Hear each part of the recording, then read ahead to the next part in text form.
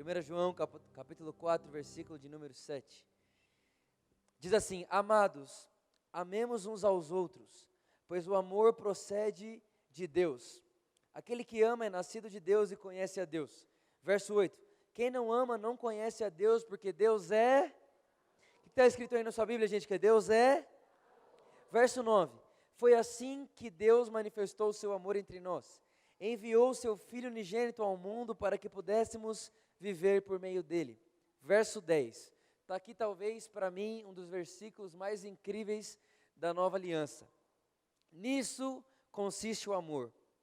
Não em que nós tenhamos amado a Deus, mas em que Ele nos amou e enviou seu Filho como propiciação pelos nossos pecados.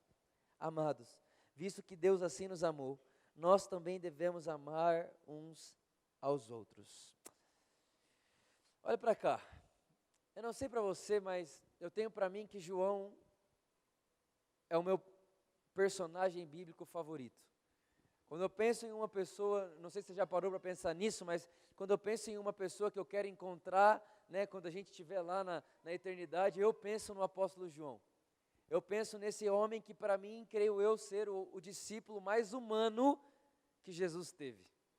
Se você olhar para a vida de Jesus, você vai perceber que ele tinha diversos tipos de relacionamento. Então a Bíblia vai dizer que Jesus, ele pregava para uma multidão. Teve até uma situação que Jesus está pregando para uma multidão tão grande que a Bíblia chega a dizer que tinha 5.000 homens. Agora, se tinha 5.000 homens, soma mais uma mulher para cada homem, que não era muito comum um homem ter só uma mulher, mais um filho para cada família, que também não era muito comum uma família ter só um filho. Então tinha ali no mínimo 15.000 pessoas. Então, quando Jesus falava, quando Jesus pregava, num momento como esse, por exemplo, multidão de pessoas ouviam Jesus falar. Só que tem uma coisa, dessa multidão de pessoas que escutavam Jesus falar, não eram todas elas que tinham a oportunidade de dormir com Jesus, de comer com Jesus, de ver como Jesus se movia, né? Então dessa multidão inteira que acompanhava Jesus, a Bíblia diz que só 12 sentavam na mesa com ele. Quantos, gente? 12. Desses 12, a Bíblia fala sobre 3 que sempre subiam para orar com Jesus. Qual é o nome desses 3? Pedro, Tiago e João. Então repara que Jesus, ele pregava para uma multidão, ele sentava na mesa com 12, mas quando ele ia ter um tempo com o Pai, ele levava 3 pessoas, Pedro, Tiago e João. Só que desses 3, Pedro, Tiago e João, tinha um ali, que é João, que eu quero conversar um pouco sobre João com vocês nessa noite, que ele não só estava satisfeito em estar no meio da multidão ouvindo Jesus falar, ele também não estava satisfeito só em estar entre os 12, sentado na mesa com Jesus, ele também não estava satisfeito em ser um dos 3 que subiam para ver e orar com Jesus, mas a Bíblia chega a dizer que ele pegou um dia a cadeira dele, pôs do lado de Jesus e deitou a cabeça dele no peito de Jesus. Então repara que ninguém que não tem um senso de humanidade, ninguém que não é carinhoso, ninguém que não é doce, ninguém que não é manso, deita num peito de outro homem. Sim ou não? Sim ou não, gente? Então o que eu consigo perceber em João? João era muito humano. João, ele era muito humano. Ele deitou no peito de Jesus. E sabe, o que eu fico muito intrigado com a história, é que não foi Jesus que chamou João para sentar do lado dele. Foi João que percebeu que ele podia ir até lá. Sabe, às vezes nós esperamos, eu estou esperando Jesus descer aqui agora para falar comigo. Eu estou esperando Jesus aparecer no meu quarto para falar uma coisa comigo. Eu estou esperando algo assim de extraordinário acontecer. Só que a verdade, meus irmãos, é que o caminho está aberto. E nós vamos aonde nós quisermos. Agora presta atenção nisso. Esse João, ele escreveu um dos evangelhos. Então tem lá Mateus, Marcos, Lucas e João. E João, quando vai escrever os evangelhos, ele se dá um autoapelido. Ele se autoapelida. Agora, todo mundo há de conver comigo aqui, todo mundo concorda comigo, que não é legal pessoas que se autodefinem. Por exemplo, eu chego aqui para você e falo assim, gente, muito prazer, meu nome é Vitor Azevedo e o prazer é seu de me conhecer. Quem acha isso legal? Você chega assim e fala, ó, tudo bem? Então, eu sou a pessoa mais legal que você já viu na sua vida. Quem acha isso legal? Isso é muito chato, sim ou não? Aquele tipo de gente que tem que se aprovar o tempo inteiro. É chato ou não é? É. Mas João, quando ele está escrevendo o Evangelho, olha o que ele faz. Pedro ele chama de Pedro. Tiago ele chama de Tiago. Judas ele chama de Judas. Mas quando ele vai falar a respeito dele mesmo, ele não se chama de João. Ele se chama o discípulo a quem Jesus ama.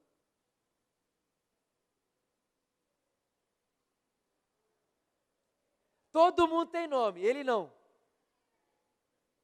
Né? Ele escreve lá, e aí Pedro, Tiago e o discípulo que Jesus amava. E o discípulo que Jesus amava era referência a ele mesmo. Agora, gente, de verdade, teve um dia que eu estava lendo isso, e eu falei, Deus, dá raiva. Porque o discípulo a quem Jesus ama sou eu e não ele. Quando eu olho para um texto como esse, eu fico imaginando Pedro lendo o Evangelho de João. Aí ele fala, ele lê lá, João escreveu, Pedro, tem um texto que diz depois, quando Jesus ressuscita, aí as duas Marias, elas aparecem onde os discípulos estão, fala, gente, Jesus ressuscitou, o corpo não está mais lá. Aí João contando a história, ele fala assim, ó, e Pedro e o discípulo que Jesus amava saíram correndo. Aí ele fala, e o discípulo a quem Jesus amava chegou primeiro que Pedro. O cara folgado. Como ele tem a audácia de se auto-intitular discípulo a quem Jesus ama. Quem está entendendo o que eu estou falando aqui? Agora, a Bíblia diz em Timóteo que toda a Escritura é inspirada por Deus. Que toda a Escritura é aprovada pelo Espírito de Deus. Ou seja, o Espírito Santo escreveu, o João escreveu, mas o Espírito Santo gostou da ideia. João se auto-intitulou, eu sou o discípulo a quem Jesus ama. E o que para a gente parece, ué, mas todos são amados. O Espírito Santo podia ou não podia falar, João, não escreve isso não, porque todo mundo é amado. João, não fala isso não, porque o pessoal vai ficar com ciúmes. João, não fala isso não, porque o pessoal vai ter inveja de você. João, não faz isso. João, não se sinta mais amado que os outros, porque se você se vê como mais amado, alguém vai achar ruim com você. Mas o Espírito Santo não fez isso. Muito pelo contrário, só de estar escrito na palavra é porque o Espírito Santo gostou da ideia de João se auto-intitular o discípulo a quem Jesus ama. Agora, gente, eu não sei você, eu vejo que tem muito adolescente aqui, graças a Deus por isso. Eu lembro que na minha época de adolescente, a minha vida, ela resumia em amar a Deus. As pessoas falavam para mim, Vitor, quem ama a Deus faz isso, isso, isso, isso e isso. E quem não ama a Deus faz isso, isso, isso e isso. E aí tinha uma coisa, eu só me via fazendo o que quem não ama faz. E parece que quanto mais falavam que não pode fazer, mais eu queria fazer. Sabe, meus irmãos, deixa eu falar uma coisa para você. Deus nunca planejou salvar o homem mediante leis. Deus nunca planejou salvar a humanidade dando uma lei para ela cumprir. É mais ou menos assim. Todo dia você passa em frente a um muro e nesse muro tem um buraquinho pequenininho assim. E você nunca nem importou com o buraquinho. Você passa todo dia lá, você nem vê. Mas um dia alguém vai e coloca assim, não olhe o buraco. Fala a verdade para mim, é ou não é um convite para olhar? Sim ou não, gente? Então repara uma coisa, a lei, ela faz uma coisa com você, ela faz você ter desejo do erro. E era engraçado que quando eu era um adolescente, eu estava lá na igreja, eu tocava na igreja, comecei a tocar bateria com 6 anos de idade. E aí eu lembro que na semana que eu achava ter feito tudo certo para amar a Deus, eu chegava para tocar no domingo na igreja, uau, hoje eu posso tocar demais. Mas na semana que eu tinha achado, essa semana não fui tão bem assim. Essa semana minha performance não foi tão boa. Eu chegava na igreja envergonhado, era como se eu não quisesse pegar na baqueta para tocar. E sem perceber, eu estava dizendo para mim mesmo, que o dia que eu fazia tudo certo, eu achava que eu merecia poder tocar. E o dia que eu não tinha feito tudo certo, na minha ótica, eu me achava imerecedor. Olha só que vida. O dia que eu achava que, não, olha assim, eu cumpri a lista inteira de quem ama a Deus. Então, a hora que eu ia orar, eu ia ficar com Deus, eu chegava com ousadia, com Deus, eu estou aqui, o seu santo. E o dia que eu me via com pensamentos errados, com ações erradas, eu não tinha coragem de comparecer. Por quê? Porque eu não me sentia merecedor. E eu vivi essa vida fundamentada nisso. Eu preciso viver para Deus me amar. Eu preciso viver como alguém que ama a Deus. Eu preciso viver como alguém que se dá por Deus. Eu preciso fazer alguma coisa para Ele. É uma boa motivação, sim ou não? Sim ou não? Sim ou não, gente? Mas deixa eu te contar um negócio.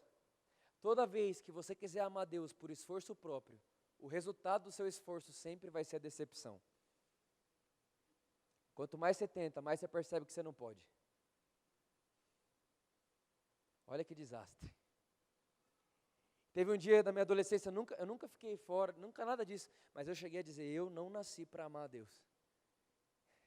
Eu não consigo. Essa lei não é para mim, eu não consigo. Quanto mais eu tento, mais eu me frustro. Quanto mais eu tento, menos eu consigo. É por isso que o apóstolo Paulo diz em Romanos capítulo 7, a lei me dá desejo de fazê-la. Deixa eu te contar uma coisa aqui, não esqueça disso nunca mais. Deus não deu a lei para o homem ser salvo por ela. Deus deu a lei para o homem para mostrar para o homem que o homem não poderia sozinho. A lei é Deus dizendo para o homem que ele precisa de um Salvador. Por isso, para você que é adolescente, jovem, qualquer pessoa que está aqui me ouvindo agora, deixa eu te contar um negócio. Se você está olhando para a lei, se você olha para isso tudo, aquilo que você acredita ser uma performance correta para amar a Deus, e você não se vê à altura dela, o Evangelho é para você. A mensagem que eu tenho para pregar hoje aqui é para você. Porque o Evangelho não é Deus ensinando você a forma que você deve viver para ser salvo. O Evangelho não é Deus te dando um conjunto de regras para Ele te ensinar a vida de ser salvo. O Evangelho não é Deus te ensinando como é que faz para ser salvo. O Evangelho é Deus te contando o que Ele mesmo fez para salvar você. Vou falar de novo, porque alguém não entendeu o que eu falei. O Evangelho não é Deus querendo te ensinar, Vitor, viva assim, assim, assim para ser salvo. Vitor, não faça isso, nem isso, nem isso, porque senão você não é salvo. O Evangelho não é Deus dizendo para mim o que eu tenho que fazer ou não para ser salvo. O Evangelho é Deus me contando o tanto que Ele me ama a ponto de fazer tudo o que fez para Ele me salvar. O problema é que às vezes a gente acha, a gente tem uma mente que acha que eu estou segurando a mão de Deus. E dependendo do que eu fizer, Deus solta a minha mão. E aí eu estou perdido. Deixa eu te contar um negócio. O Evangelho não é sobre você segurar Deus, não. O Evangelho é sobre Deus sustentar você na palma da mão dEle. O Evangelho não é você se salvar, o Evangelho é Ele te salvando. O Evangelho não é uma boa notícia sua para Ele, o Evangelho é uma boa notícia dEle para você. Agora pensa, na minha adolescência, menino frustrado, dizendo, Deus, não é para mim esse negócio. De verdade, quem aqui já passou por uma situação parecida com essa? Não é para mim esse negócio.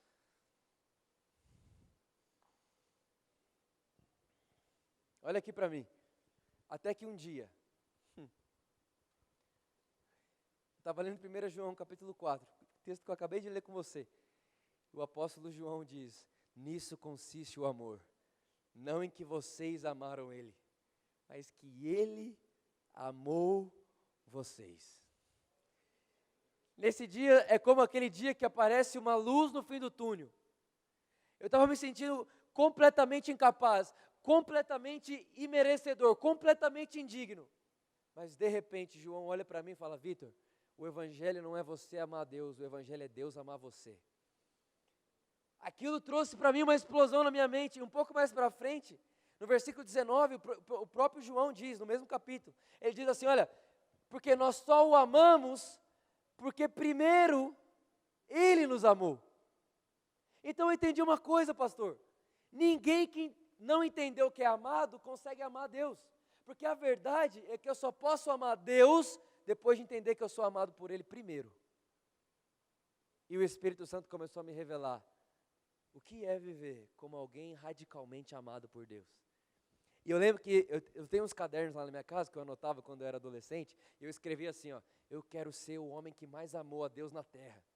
Aí hoje eu mudei, eu fui lá, apaguei e escrevi, eu quero ser o homem que mais entendeu que Deus me ama na terra. Porque quando você entende o amor de Deus, você vai entender o que eu estou te falando. Você não quer se definir como algo, como alguém que faz, como alguém que tem, como alguém que pode. Você só quer se definir como o apóstolo João. Eu sou o discípulo a quem Jesus ama. Quantos entendem o que eu estou dizendo aqui nessa noite? Agora, gente, presta atenção comigo aqui.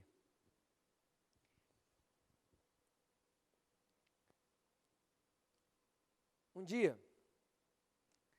esse João, o discípulo a quem Jesus ama, que ele que se autodenomina com esse apelido,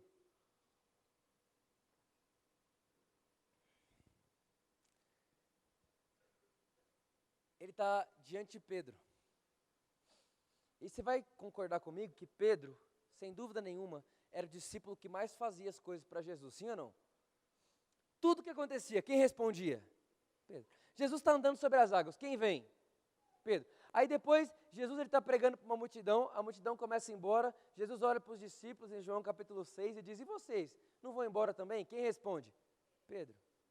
Gente, Pedro era sempre o primeiro em tudo. Aí um dia esse Pedro escutou Jesus falar assim, olha, eu vou morrer por vocês. Quando Pedro, que é o cara que quer fazer, que é o cara que quer dar para Jesus, ele ouve isso, ele olha para Jesus e fala, ei Jesus, você não vai morrer de jeito nenhum, porque se alguém quiser matar você, vai ter que me matar primeiro. Foi ou não foi? Vocês lembram disso? É engraçado, porque aí Jesus olha para ele na hora e fala assim, Pedro, você vai me trair. Eu sempre achei isso muito esquisito, Jesus olhar para um discípulo e falar, você vai me trair. Pedro está olhando para Jesus e falando, Jesus, eu morro por você. Jesus olha para Pedro e fala, Pedro, não, você vai me trair. O que Jesus estava querendo dizer para Pedro? Presta atenção nisso. Jesus estava dizendo para Pedro o seguinte, Pedro, deixa eu te contar um negócio. O evangelho não é sobre você me proteger. Pedro, o evangelho não é sobre você me amar. Pedro, o evangelho não é sobre você cuidar de mim. O evangelho não sai de você para mim, Pedro. O evangelho é sobre eu morrer por você. O evangelho é sobre eu proteger você. Pedro, o evangelho sai de mim para você e não de você para mim. Por isso, você que está aqui hoje, eu quero que você entenda e seja convencido dessa verdade. O evangelho não é Deus cobrando algo de você. O evangelho é Deus mostrando para você que Ele já proveu tudo que você precisava. É engraçado que Deus, Ele começa a criação, não vamos entrar no mérito da criação aqui, porém, só quero chamar a atenção a uma coisa. Deus vem o primeiro dia, segundo dia, terceiro dia, quarto dia, quinto dia, e no sexto dia Ele faz quem? O homem. Reparem, gente, de verdade, presta atenção nisso. Deus põe um homem na terra quando? No sexto dia. Por que Deus põe um homem na terra no sexto dia? Porque a terra estava pronta. O que Deus estava querendo dizer para o homem quando Ele põe o homem na terra no sexto dia? Ele estava dizendo, homem, eu poderia ter feito você no primeiro para você me ajudar na obra. Homem, eu poderia ter feito você primeiro para você fazer muita coisa comigo. Homem, eu poderia ter feito você primeiro para você me ajudar com tudo, mas eu fiz você por último, para dizer para você que quando você nasceu, eu não fiz você como se eu precisasse de algo de você. Eu fiz você depois que eu tinha terminado todas as coisas. Eu primeiro fiz tudo, depois eu pego tudo que eu fiz e faço você e digo, agora tudo que eu fiz é seu, homem. Deus faz o homem por último, para mostrar para o homem o seguinte, eu só fiz você depois de ter terminado toda a obra, para te ensinar uma coisa, Vitor, você não nasceu para fazer uma obra, você nasceu para desfrutar da obra que eu fiz por você.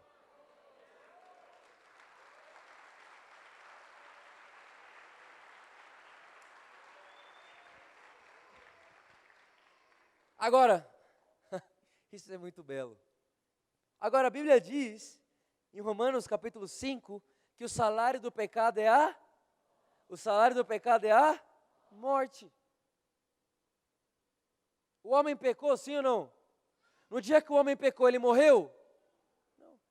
Quem aqui já pecou na vida? Você morreu? Agora eu te pergunto, presta atenção nisso, por favor. Por favor, escuta isso que eu vou te falar. Isso aqui pode mudar a sua vida para sempre, de verdade. A Bíblia diz, em Romanos capítulo 5, verso 17, que o pecado entrou por um só homem. Por quantos homens o pecado entrou? Que homem é esse? Adão. Deixa eu te perguntar, você nasceu pecador ou um dia você falou, vou escolher ser pecador? Você nasceu pecador. Você teve a chance de escolher não pecar? Não, com 3 anos de idade você pecava e nem sabia. Por quê? Porque quem pecou foi Adão. Quando Adão pecou, todos pecaram. Só que tem uma coisa, o texto bíblico diz assim, olha, da mesma forma que o pecado entrou por um só homem, o pecado também saiu por um só homem. O texto da Bíblia diz assim, olha, da mesma forma que um pecou, e todos foram feitos pecadores, da mesma forma, um acertou, e todos com ele foram declarados justos. Por isso, deixa eu te contar, o Evangelho não é sobre a sua obediência, é sobre a obediência de um.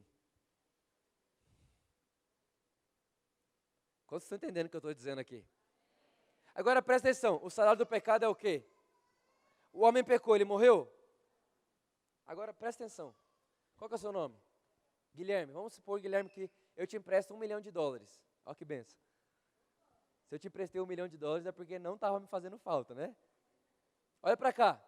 Aí, Guilherme, olha para você, você fala assim, ó, vou te pagar semana que vem. Chega a semana que vem, você não me paga. Aí eu olho para você e falo assim, Guilherme, é Guilherme, né? Eu sou bom demais, eu sou amoroso demais, não vou te cobrar. Beleza? Beleza, vou embora. Quem acha isso justo?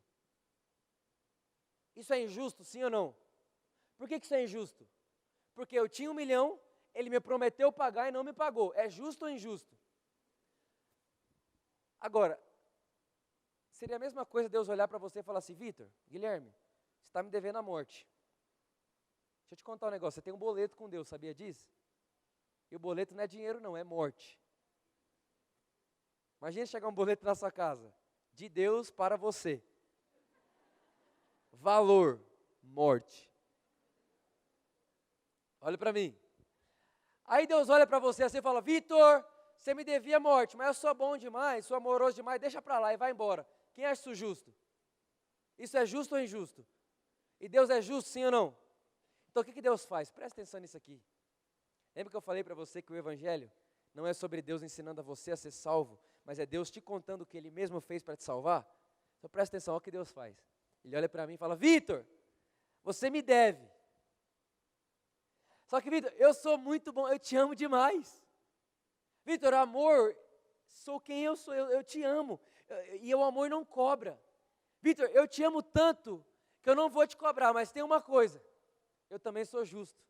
E por ser justo, esse valor não pode passar em branco. Por ser justo, a morte tem que acontecer. Aí o que Deus faz? Ele se faz homem. Aí ele vem para a terra. E ele morre numa cruz.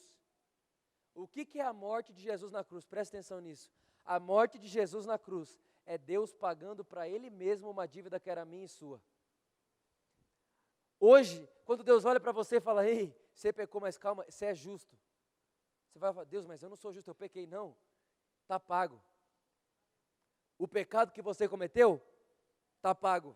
Eu seria injusto se ninguém pagasse, mas eu me tornei o pagamento e eu paguei no seu lugar.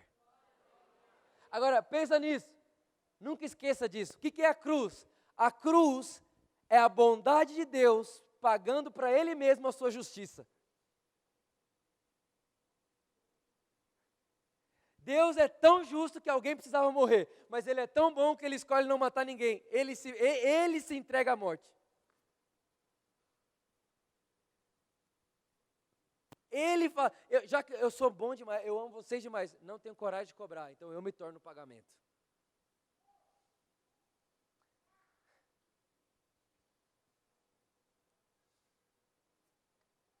Fala a verdade, se não parece bom demais para ser verdade. por isso que é muito mais fácil acreditar numa religião que diz que você tem que fazer para merecer, do que acreditar no Evangelho, que diz que você não tinha o que fazer e Ele fez tudo por você. Porque a nossa mente sempre quer acreditar no que eu posso fazer com a minha mão para receber de volta. Então, o que a religião te ensina? Dá com a direita para Deus te dar na esquerda. Faz com uma mão para Deus te dar na outra. Deixa eu te contar um negócio. Não falta nada a Deus te dar. A Bíblia diz em Romanos capítulo 8, que Ele te deu todas as coisas com Cristo Jesus. Está entendendo o que eu estou dizendo, sim ou não? Está comigo aqui, gente, sim ou não? Agora olha só isso. 2 Coríntios capítulo 5, versículo 21. A Bíblia diz assim, que Deus fez de Cristo pecador, para que em nós fosse feita a justiça de Deus. Presta atenção nisso. Deus é justo, é ou não é? Agora, qual que é a justiça de Deus? Vou te mostrar agora. A justiça de Deus, a justiça do homem é o quê? Morreu, matou, morre. Roubou, preso. Fez, paga pelo que fez, sim ou não? Deixa eu te mostrar a justiça de Deus que está lá em 2 Coríntios 5. Ele diz assim, Deus pega alguém que nunca pecou. Quem é esse alguém que nunca pecou? Jesus. E faz dele pecador, para que em nós fosse feito o quê? A justiça de Deus. Então o que é justiça para Deus? Justiça para Deus é um santo, santo, santo, morrer como pecador, sem pecar, para que alguém como eu e como você, que é pecador, possa viver como justo, como se nunca tivesse pecado. Você não creu no que eu falei, você não entendeu o que eu falei, vou falar de novo. Presta atenção. Justiça para Deus é alguém que nunca pecou morrer como o pior dos pecadores. Para que alguém como eu e como você, sem nunca poder... A gente não podia imaginar. A Bíblia diz que Deus nos amou e nos enviou Cristo enquanto ainda éramos pecadores. Então, qual que é a justiça de Deus? Deus é tão justo que Ele mesmo faz do pecador como Vitor justo também.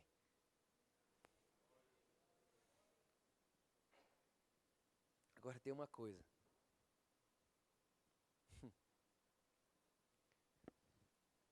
A justiça de Deus, ela só pode ser revestida, você só pode ser revestido da justiça de Deus o dia que você escolhe abrir mão da sua própria justiça. Você que é adolescente, que está aqui, jovem, me escute. Eu sei o que é tentar amar Deus e não conseguir. Eu sei o que é tentar ter sua própria justiça e não conseguir. Eu sei o que é fazer de tudo. Eu sei o que é tentar eu orava 8 horas no dia em línguas para tentar ter a afeição de Deus. Eu já fiz tudo que você pode imaginar para fazer Deus olhar para mim, porque até porque me ensinaram que eu tenho que fazer o que for preciso para Deus me ver. Me ensinaram que eu tenho que fazer qualquer coisa para Deus olhar para mim e para de alguma forma eu ter a afeição dele. Até o dia que eu fui convencido pelo Espírito Santo de que Deus me olhou quando enviou Jesus. De que eu não precisava fazer algo para Deus me amar mais. E de que não existia nenhum tipo de acerto que eu tinha, que Deus me amava mais porque eu tinha acertado. E da mesma forma, não tinha um erro que eu cometia que Deus me amava menos. E quando eu comecei a entender esse cenário chamado Evangelho, tudo na minha vida foi completamente transformado. Eu me lembro que, enquanto eu tentava com a minha própria justiça, o mal que eu não queria fazer, eu fazia, como diz o apóstolo Paulo em Romanos 7. E o bem que eu queria fazer, eu não conseguia. Por quê? Porque eu estava revestido do Vitor. Mas o dia que eu tirei a roupa do Vitor e vesti a roupa de Cristo, o dia que eu parei de achar que eu deveria buscar a afeição de Deus, o amor de Deus, e comecei a entender, eu já sou amado, eu já sou perdoado, eu já sou aceito, eu já sou justo. Automaticamente, aquilo que eu tentava não fazer, agora eu não fazia naturalmente. E aquilo que eu me esforçava para fazer, agora era na minha natureza. Porque eu tinha entendido uma coisa, eu não vou ser amado, eu já sou amado.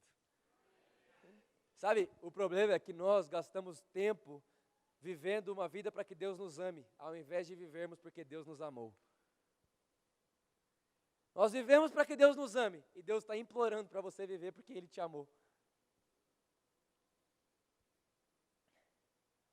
Então, gente, de verdade, deixa eu te contar um negócio.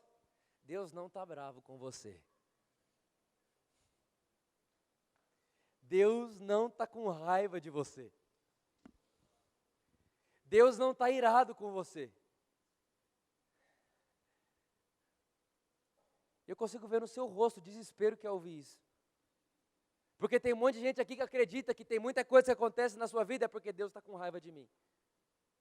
E muita coisa que não acontece é porque Deus está com raiva de mim. O que eu fiz, meu Deus? Me lembra do pecado que eu fiz para que isso estivesse acontecendo na minha vida, porque nem eu me lembro.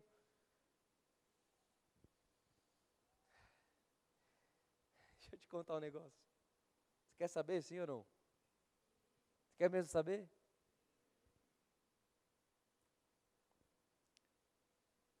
A antiga aliança, a lei, era a aliança de Deus com a humanidade. Então Deus olhava para mim, você pode ler Deuteronômio 28 e dizer assim, se você obedecer, eu te darei isso, isso, isso e isso. Então tinha um se no meio. Então era, Vitor, se você obedecer. Então as promessas da lei eram condicionais. Existia a vida do homem no meio. Só que a Bíblia diz que ninguém cumpriu a lei. Ninguém. Só que tem uma coisa, a lei era assim, ó. Ela dizia, se você obedecer, vai ter isso, isso e isso. Mas se não obedecer, você vai ser maldito na entrada e na saída. E começava um monte de coisa de maldição. É a lei. Tem muitos irmãos hoje que ainda preferem viver na lei. Só que o mais interessante é que da mesma forma que a antiga aliança era a aliança de Deus com a humanidade, a nova aliança, Deus não faz uma aliança com o homem. A nova aliança não é a aliança de Deus com a humanidade.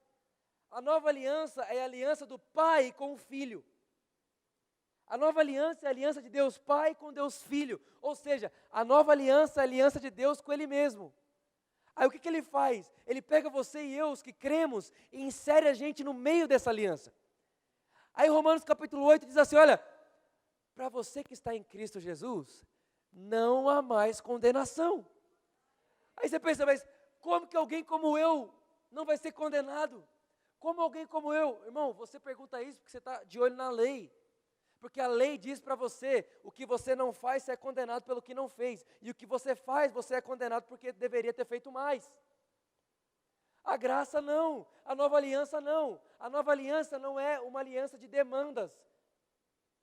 É uma aliança de provisão. Deus proveu para você salvação. Deus proveu para você perdão. Mas infelizmente, quando nós chegamos diante de Deus, quando nós chegamos diante do Pai, e ainda achamos que temos que merecer algo dele, porque quando merecemos, então podemos entrar, mas quando não merecemos, nem devemos chegar lá perto, a gente acaba gerando uma igreja meritocrática, onde tudo na igreja é questão de merecimento. Então, se aconteceu uma coisa boa na sua vida, é porque você fez alguma coisa que Deus gostou. E se aconteceu uma coisa errada, é porque alguma coisa você fez que Deus não gostou. Ou seja, nós vamos para um lugar de completa meritocracia. E aí você, que está tentando amar Deus, você acha que não é para você. Mas eu vou te dizer uma coisa aqui com todo o meu coração. Você vai entender o que eu estou dizendo. Você não nasceu, quando você nasceu, Deus não olhou para você e disse, me ame. Quando você nasceu, Ele olhou para você e disse, eu te amo.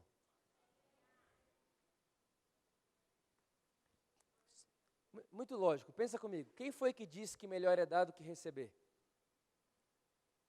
Foi Jesus, foi ou não foi? E Jesus é Deus? Sim ou não, gente? Se na mente de Deus melhor é dar do que receber, eu te pergunto. Se na mente de Deus melhor é dar do que receber, quando Deus fez você, você acha que Ele fez você para você dar para Ele ou para Ele dar para você?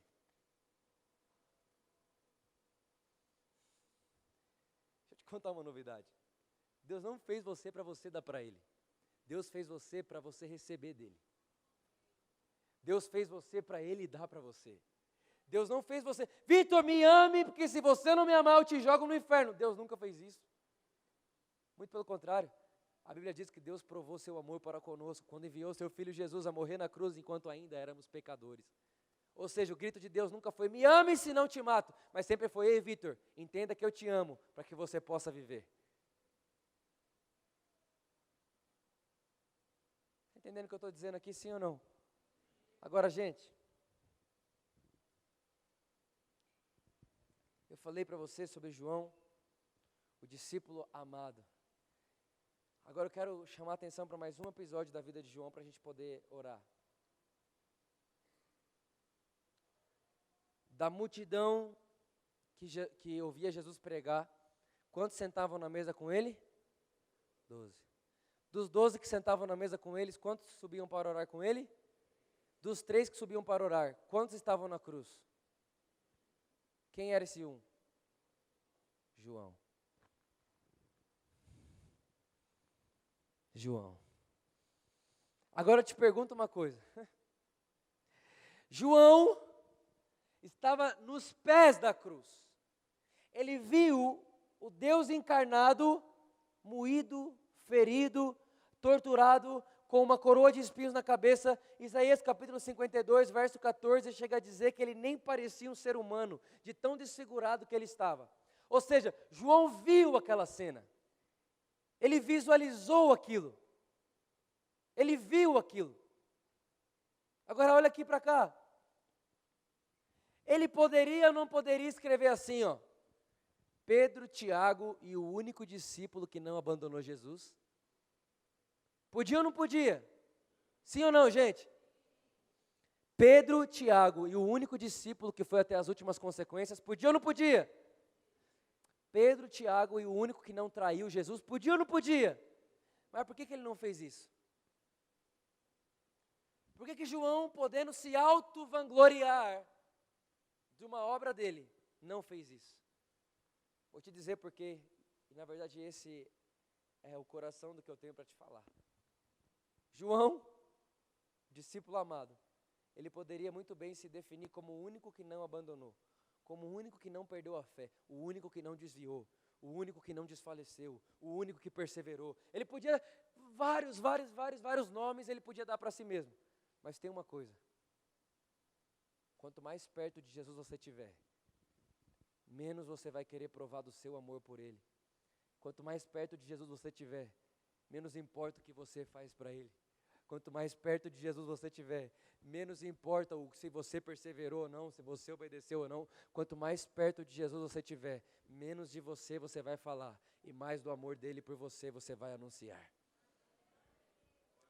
Ou seja, João, o único que podia dizer, nunca traí, nunca desviei, eu oro todo dia, eu jejuo 3 vezes por semana, eu faço tudo o que dizem para eu fazer, a religião não tem o que falar nada de mim. João era o único que poderia dizer isso, mas no final ele fala, o que eu vou falar perto da cena que eu vi de Deus encarnado crucificado? Deixa eu dizer um negócio, João está dizendo para mim e para você o seguinte, a maior identidade que alguém pode ter, a maior função que alguém pode ter, não é de perseverar até o fim, não é de nunca desfalecer, não é de nunca errar, mas a maior função e identidade que alguém pode ter é de chegar no fim da vida e dizer, eu sou amado por Deus. Deus é apaixonado em mim. Mas e o seu amor por Deus, Vitor? É só fruto natural do tanto que eu entendi que Ele me ama. Quando você entende o amor de Deus por você, você vai produzir amor por Deus. Mas nunca tente produzir amor por Deus sem antes entender o amor de Deus. O amor de Deus é uma semente. O fruto é o amor por Deus. Só que infelizmente a religião, ela quer dizer para você que você deve amar Deus antes de entender que Ele te ama. Porque Ele só vai te amar se você o amar primeiro. Gente, que sentido faz isso? Sabe por que o cristianismo não é religião? Porque toda religião conta para você o que você deve fazer para chegar ao seu Deus. Toda religião vai olhar para você e falar assim, você quer chegar ao teu Deus? Faça isso, isso e isso. Mate cordeiro, entregue isso, faça aquilo, vai por esse lado, faça isso, não faça nada errado. Qualquer religião faz isso. Nenhuma religião, Deus vem contra o homem, só o cristianismo. Toda religião, Deus pede uma oferta. No cristianismo, Deus se faz a oferta.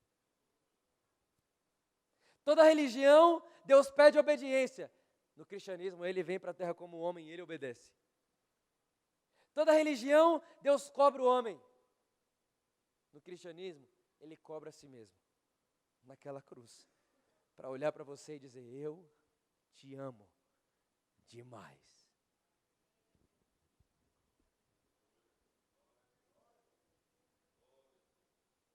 Por isso você está aqui hoje.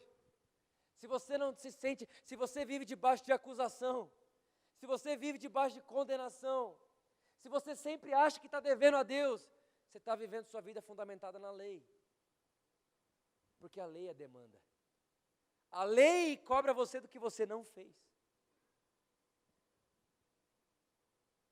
Tem gente que fala assim: Vitor, o Espírito Santo me incomodou essa semana passada porque eu não fiz nada do que eu deveria fazer. Deixa eu te contar, o Espírito Santo não te incomoda do que você não fez. A Bíblia diz que o Espírito Santo te convence da justiça. E a justiça é o Espírito Santo lembrar você que você é justo. Porque não foi você que fez, foi Ele que fez.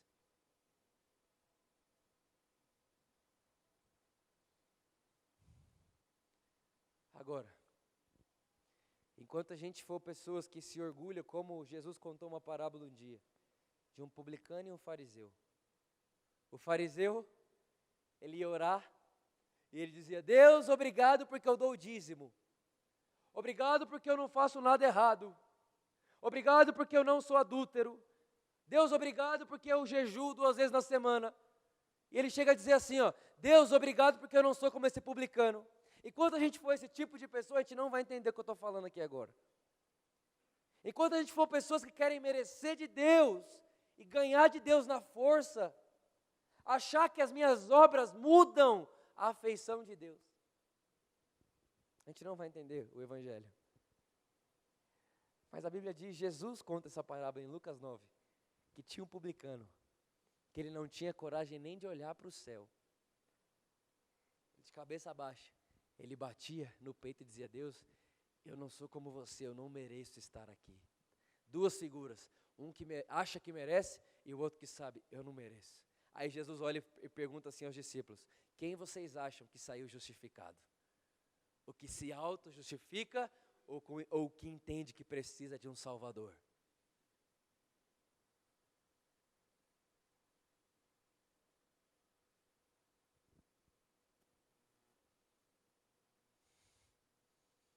Infelizmente, muitas vezes nós temos vivido a nossa vida fundamentada na lei. E é por isso, é só por isso, que nós vemos tantas pessoas dentro da igreja que não se aguentam mais, que se condenam, que não são mais felizes, estão com a face pesada, não conseguem mais sorrir, depressivas, por quê? Fruto de condenação. Porque se sente condenada, porque acha que está em falta com Deus o tempo inteiro. Assim como eu, quando era garoto, achava que tinha que fazer tudo para Deus me amar. Eu ia ficar doente muito rápido. Mas aí eu entendi que não é sobre eu amar Ele, é sobre Ele me amar. O sorriso da minha vida mudou. O fundamento da minha vida mudou. As pessoas dizem: Vitor, você não tem altos e baixos? Nunca mais tive. Por que não? Porque só tem altos e baixos quem fundamenta a sua vida no seu amor por Deus. Quando você fundamenta a sua vida no amor de Deus por você, o amor de Deus não sofre variação e nem altos e baixos. A Bíblia chega a dizer que nem a morte, nem a vida, nem os anjos, nem principados, nem potestades, nem circunstâncias, nem passado, nem presente, nem nada pode separar você do amor de Deus que está em Cristo Jesus, o nosso Senhor. Por isso, meu convite nessa noite é: tire o fundamento de você, tire o fundamento do seu amor por Deus, tire o seu fundamento do que você pode fazer por Ele, tire o seu fundamento de tudo isso e coloque o fundamento naquilo que Ele fez por você, no amor dEle por você. Cristo é suficiente para mim e para você. É mais ou menos assim, Quando você escuta a lei vai dizer para você o que te falta. Quando você escuta o Evangelho vai dizer para você como Deus proveu o que te faltava. É mais ou menos assim. Você casa com a lei. Vou casar com ela. Aí, depois que você casa, você que não casou ainda, eu vou te ensinar. Você vai para a lua de mel. tá? Na lua de mel você vai lá ter, né, relações com a sua esposa. Aí é mais ou menos assim, você casou com a lei, quando chegar na lua de mel, no quarto da lua de mel, você fala, agora a gente vai ter prazer, vai dar prazer um para o outro. Ela fala, senta na cama aqui. Senta na cama, ela olha para você e fala assim, é o seguinte, a lei te falando assim, ó, 6 da manhã eu quero café na mesa, não aceito roupa mal passada, não como comida requentada, começa a te dar demandas. Demanda. Quem aqui ficaria desesperado na hora? Isso é a lei. Faz você viver condenado, porque você acordou 6:05 e não 10:06. A lei faz você viver condenado porque tinha uma dobrinha na manga que você não passou direito. Quantos entendem o que eu estou dizendo? A lei sempre vai te a lei sempre vai gerar em você uma falta. Aí você pensa assim, eu quero que a Bíblia diz que não pode separar, né? Tem que morrer para separar, eu quero que isso morra. Só que aí a Bíblia diz que a lei é eterna. Ou seja,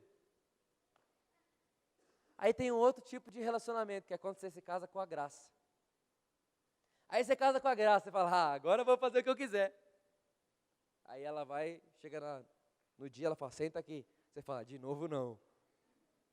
Ela diz para você, eu não quero 6 horas não, eu quero 5:30. E outra, eu não aceito só as minhas roupas passadas, as minhas têm que estar passadas do cachorro também. Aí você fala, meu Deus, falaram para mim que a graça era mais maleável. Falaram para mim que a graça era mais fácil. Não, a graça piora. Porque na graça, se você olhar para a mulher de alguém e desejar, você já pecou. Aí você fala, então vai voltar a condenação? Não. Só que tem uma coisa. A graça, depois que ela fala tudo para você das exigências dela, ela olha para você e fala assim, mas deixa eu falar um negócio. Você pode descansar. Porque aquilo que eu exijo de você, eu mesmo fiz.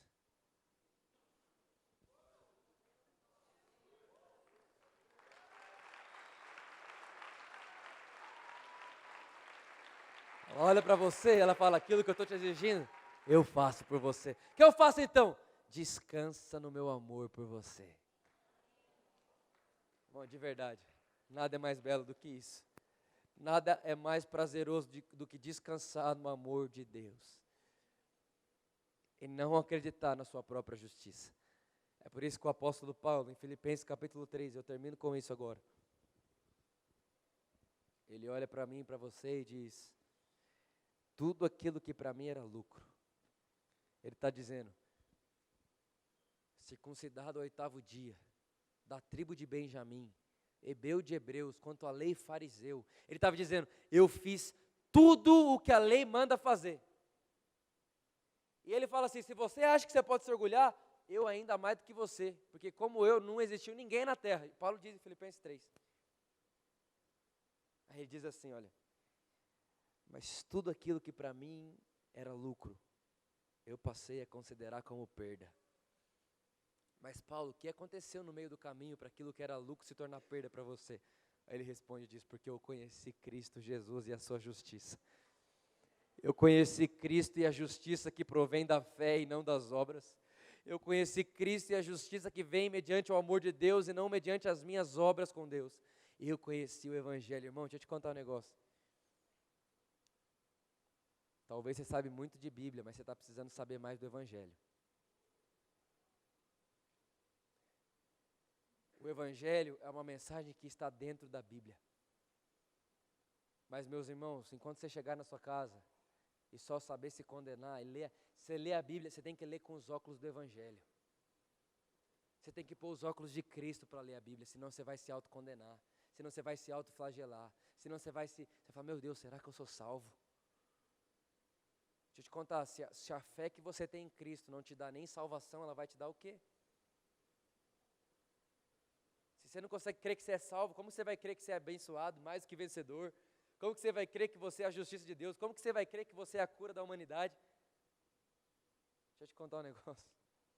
Romanos 8 diz, se Deus te justificou, quem pode acusar você?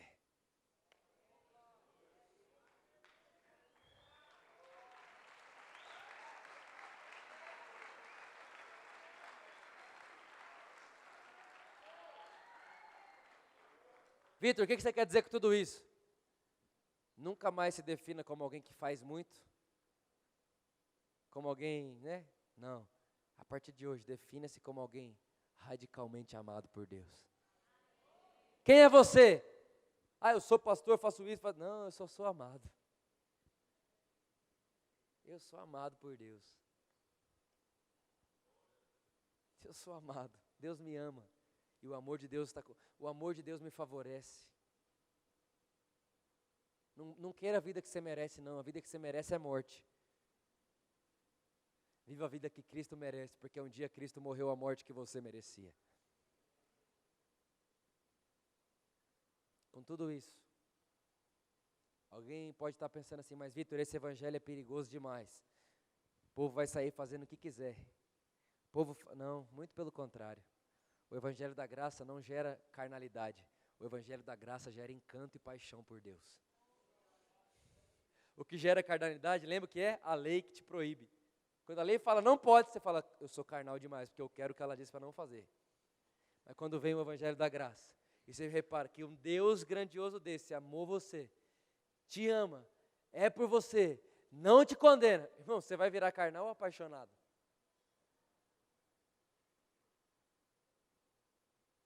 Aí você nunca mais vai querer saber o que pode e o que não pode fazer. Pastor, eu posso fazer isso? Eu posso ouvir essa música? Eu posso fazer... Aqui tem isso também? Eu posso fazer tatuagem? Olha lá, tem 3 que quer saber. Eu posso fazer isso? Deixa eu te contar um negócio. Sabe o que você pode? Entenda que Deus te ama. Quando você entender que Deus te ama, você vai ficar apaixonado por Ele. E aí a Bíblia diz que o fim da lei é Cristo. Ele vai te guiar a toda a verdade. Você não vai precisar mais ficar, eu posso, não posso. Você é livre para ser como Ele é. E aí quando você conhece a graça, todo o resto perde a graça. Posso ouvir? Perdeu a graça faz tempo para mim. Posso fazer? Perdeu a graça faz tempo para mim. Mas Vitor, o que você conheceu que fez tudo que é de bom nessa terra perder a graça? A graça da vida. Você não conhece a graça da vida? Sabe qual que é a graça da vida? A graça. Lá na igreja a gente tem uma frase que é assim, a vida sem a graça é sem graça demais para ter graça, porque a graça da vida está na graça de Deus que só Ele pode dar. No final de tudo, a felicidade da vida é a graça de Deus. Você quer viver sempre sorrindo? Você quer viver feliz sempre? Não viva pelo que você vê, viva pelo que Deus diz sobre você. Você não é o que você acha que você é o que Deus diz que você é. É por isso que o apóstolo Paulo diz, eu posso estar fraco, mas eu sou forte. Porque estar é um fato, ser é a verdade. A verdade sobre você não é seu fato, você pode estar, mas o que você está não define quem você é. Você pode estar, mas você não é. Porque o que define quem você é não é seu estado. O que define quem você é o que Deus diz sobre você. E Deus diz que você é santo, Deus diz que você é justo, Deus diz que você é perdoado, Deus diz que você é amado, Deus diz que você é curado, Deus diz que você é aceito, Deus diz que você é justificado, Deus diz que você é o alvo do amor dEle, Deus diz que você é a paixão dEle, Deus diz que você é filho dEle, Deus diz que Ele é seu amigo, Deus diz que Ele é por você e não contra você, Deus diz que Ele é seu pastor e nada nunca te faltará, Deus diz que Ele esconde você embaixo das asas dEle, Deus diz que 1000 cairão ao seu lado, 10.000 à sua direita e ninguém vai atingir você, é o que Deus disse. Por isso, nunca acredite no que você vê. Creia no que Deus diz sobre você, e Ele diz que você é amado, Ele diz que você é perdoado, Ele diz que você é justo e aceito. Fique de pé comigo, vamos orar.